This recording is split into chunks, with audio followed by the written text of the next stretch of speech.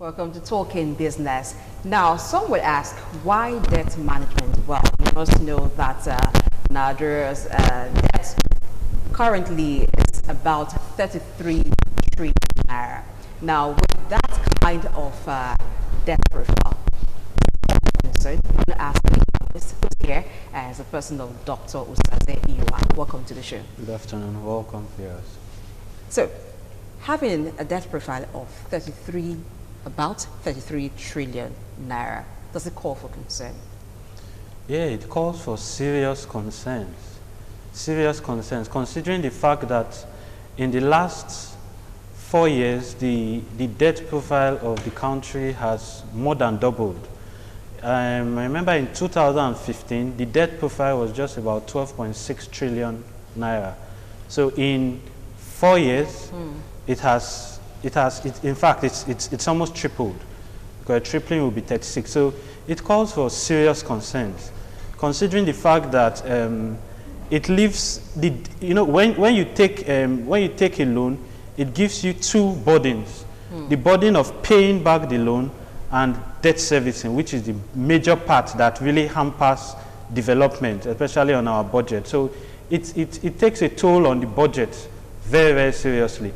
Looking at the opportunity cost of what this debt servicing can do. So it leaves two burdens. One is the fact that the opportunity cost of the amount that we are using to service these loans, what are we foregoing? Like in the 2019 budget, the debt servicing, the amount that was budgeted for debt servicing was about 2 trillion naira. While the capital amount budgeted for capital expenditures was just about 2.9 trillion. So 2.4, 2.9, it shows that with the 2.4 we're using to service, we could have used it to do same amount of jobs that we had used for capital expenditure. So it leaves a very serious burden on the country. I remember the loans we took from China, it runs till about 2038. So it means that our children, generations to come, will still have to meet these loans. So it leaves a very high burden, heavy burden on the country. Okay, now that the Lagos Chamber of Commerce and Industry has asked that the federal government explore equity financing, is it possible for Nigeria to explore equity financing? Yeah, that is another approach to financing of government budgets. Most times corporations use it as you have basically two methods of financing. You have debt financing and equity financing. So most corporations, instead of taking loans, they obtain capital by giving a part of the ownership of the company in forms of assets, in form of shares to consumers or customers to come and get these shares. So you are buying shares, they are getting your money, which also serves as capital. So in the case of Nigeria, I don't know, because for a company to successfully do equity financing, there's a lot has to do with the reputation of the company. A company that has a good reputation, for example, big corporations, it will be very easy if our consumers or customers will scramble on each other to get the shares. But for a country like Nigeria, I don't know, because probably, I don't know, are you going to be giving part of the ownership of the refineries? Is it the... I was going to ask that, because when you talk about equity financing, which you just mentioned that you will need to give ownership or part of the ownership of your company. In this case, which business is government running? Which business does government own that it can sell off some shares to raise funds? Yeah, the ready ones that we can think of would be probably the refineries, as I earlier said. Then you could say probably the stadiums. There are some government-owned stadiums. You could say during football matches and league matches in these stadiums, you probably, a foreign private investor is coming to invest in the country. They say, okay, you take a part of probably a stand of the stadium and get gate takings from that stand. Do we have a functional league in Nigeria that is lucrative at the moment. That's it, yeah. So it's another problem. The league used to be sponsored by Globacom, but now they've lost sponsorship. So it's not even say how many people go to football venues to go and watch Nigerian league. So that's why I say it will depend on policies of government for equity financing to work in a country. The policy framework, the standard of government's policy, the business environment generally has to be attractive. So we can't. It's difficult. Okay, apart from stadiums, refineries, are you going to lease out airports? The national airports? Or the National Museum, or National Arts Center? Okay, the airports, fine, yeah. So those are assets that the government could relinquish some parts of their ownership to. Yeah, but I think the airports is the only viable asset I can think of for now. Then the refineries, yeah, probably for big investors who would want to refurbish these refineries, and because Nigeria has a big market, considering the fact that we have ready oil, crude oil, so it could be a good asset to also put on equity financing. So but everything boils down to policy management of government, how government is able to manage its policies, and the rule of law. There are so many things, because a private investor can come, get into one of these assets, and one other governor, probably in a state, just comes, and all the concessions that were agreed, he will just cancel everything and nothing happens. So there has to be consistency with the agreement and respect for the agreements. Yes, rule of law, because it's rule of law that would make sure that, because even in America, in developed countries, the agreements are broken. Okay. We are human. But because there's a functional rule of law, you know that you will get justice when you get to the courts. So rule of law, the accountability, transparency, responsibility in governance, those will be indicators that would determine how much private sector can come in, how sellable this idea of equity financing would be. But at the moment, it's neither here nor there.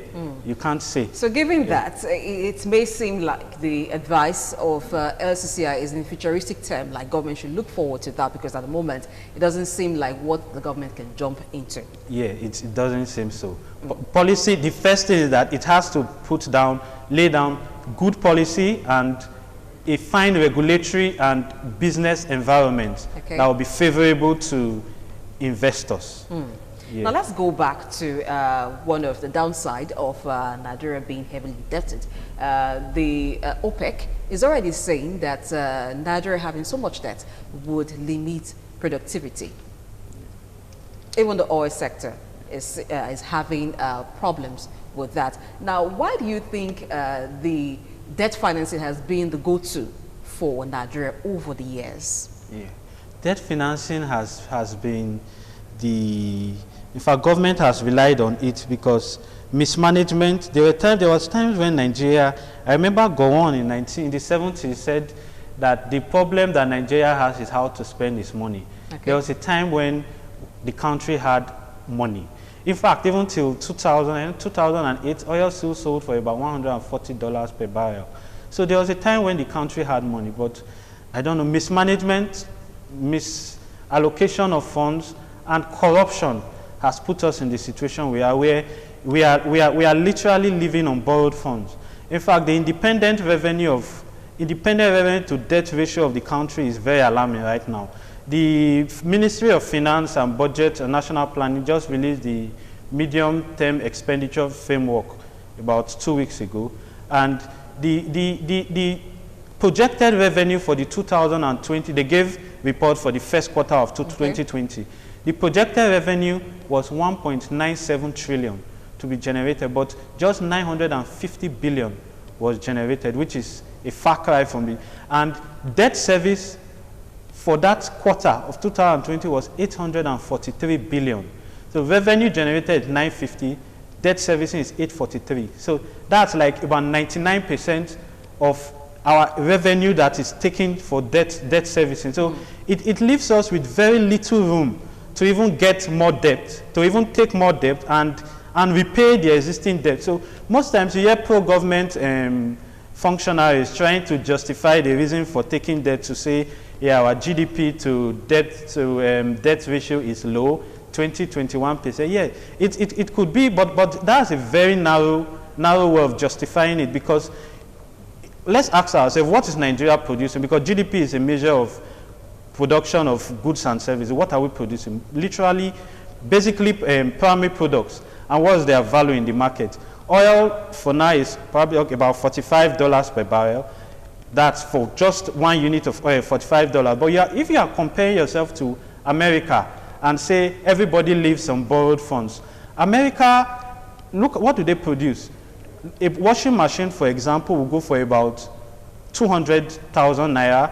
A car, we are not even going to cars that they produce at 3 million. So you can't compare secondary products, the value that you get from to primary products. So if you are doing a GDP to debt ratio, then it's a very false way of justifying why you are borrowing for. Rather, you should be looking at debt servicing to revenue ratio. Okay. How much are we generating? Because we are paying from what we generate. We are paying, servicing this debt. So if you are generating 950 and you are borrowing and you are servicing your debt at 843, and you are even intending to borrow more funds, then it's a very critical situation for the country.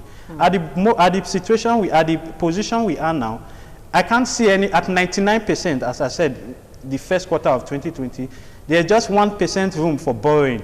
And they have said that for us to come out of this quagmire that the pandemic has put us into, we need to borrow another 10 to 20 trillion naira. So you can just imagine the situation that the country has found itself. It's a situation that it can best be described as pathetic. Yeah, because we have wasted funds. The country really had funds, but we are now living on debt. Oh. So it's a terrible situation. Okay, as terrible as it is, the federal government's deficit spending jumps to 144%. Now, some persons have even said it's not even the borrowing that is the issue, but what we're borrowing for. So how can we have it that we're borrowing for value-effective projects? Yeah. There are 3 factors that should be considered in debt management generally: transparency, accountability, and responsibility in the use of these funds. So when you are borrowing, there's the guarantee for payment is that you are investing it in projects that would be viable, that would pay itself, project that would pay the debt itself. But the problem all the while has been that we take loans and we can't account for what the loans actually were used for. So productivity, OPEC has said that, yeah, I saw the report, the oil market report for the last month, and it can't be less correct, because the country's opportunity cost, as I said, of the loans that we have taken that we could have used somewhere else, and the exchange risk that is involved, because we took these loans probably a year or 2 years ago, then dollar was still very low, probably $350 in naira. Now it's in the region of 400 plus. So it means that whatever we're using to service the debt then has increased in naira value, because you are changing your naira to dollars. So it puts an additional burden on the country. And the makeup of this loan, really, it's worrying. There has been a warning from the United States on the China, they call it China debt trap, because China is currently marketing loans to African countries. And America has warned that this could be a modern way of China trying to carry out imperial colonialism. Because February this year, the Minister of Finance stated that the country was going to take $17 billion loan from China. Before this government came, the percentage of loans to China was just about 10% of our total debt. But with this $17 billion taken recently, it has increased to about $30. And there have been warnings on the way 30%, China, you mean? Yeah, over 30%. So there have been warnings on the way China goes about its loans. When they give you a loan, they tie it to an infrastructure. Okay. Either the infrastructure for which the loan is meant for, so that or just serves like a collateral. Like a collateral. So you see that when there's any default, that is what they want. They take over that infrastructure, that asset, and they run it. We have examples. There's in Kenya, the Mombasa port, which is the largest and most lucrative port in Kenya, was recently taken over by the Chinese, because Kenya could not meet up its loan obligations, same as in Zambia. Zambia, I think their total debt is about 8.7 billion. 7.4 billion of it is owed to China. So recently, the ZESCO, Zambia Electric Corporation, was taken over by China because they couldn't refund it. Even in Sri Lanka, they funded the Mombasa ports, which cost 361 million. China Exim Bank funded 85% of that port, and they were to pay 6.3% annually. For 3 years, they couldn't meet the debt service agreement, and the port was leased to China for 100 years. They are supposed to. So I remember in March, the National Assembly called the Minister of Finance. There are committees that they should investigate the loans that have been taken from China from 2000 to 2020, because of the noticed increase in proportion of Chinese loans in the debt profile. Okay. So it's a worry. The situation we have found ourselves is now like, whoever gives us loans, we are running to them. Okay. At a time, we were very scared about IMF loans, but recently we took some loan from IMF, from China. So it's the desperate situation with which we have found ourselves has made us to almost show caution to the caution. Okay, as a wrap up now, being that Nigeria has not gotten to the level where it can even do equity financing, though it can try, some have suggested more of domestic borrowing. Is it possible? Yeah, domestic borrowing. In fact, the way it stands, domestic borrowing even accounts for the larger share of our debt profile. As of today, it's 33 trillion, as you said. Just about 9 trillion is external debt. So it's not even the balance is domestic. It's a no-go area for now. It's even, if I look at treasury bills, treasury bill rate has dropped now because it's difficult for government to even pay back. Wow. So I think the way out will be, we should do a lot of debt restructuring, debt renegotiation, rescheduling of debt. Okay. That then probably debt forgiveness. But before these people forgive your debt, this COVID-19 before they forgive your debt, then of course you will be. They want to even see that you are making steps, but not with these corruption allegations we've been seeing recently. Okay, we're totally out of time, but like you said, debt restructuring, debt rescheduling, I think that's something that might be possible to give Nigeria some breathing space. But I think ultimately, maybe we should be looking for other ways of financing, which would mean long-term plan for equity financing. Exactly. Thank you very much, Dr. Osaze, for coming on the show. It's been a wonderful one on the show today. Until next week, I'm Blessing Aiche. Have yourself a great weekend.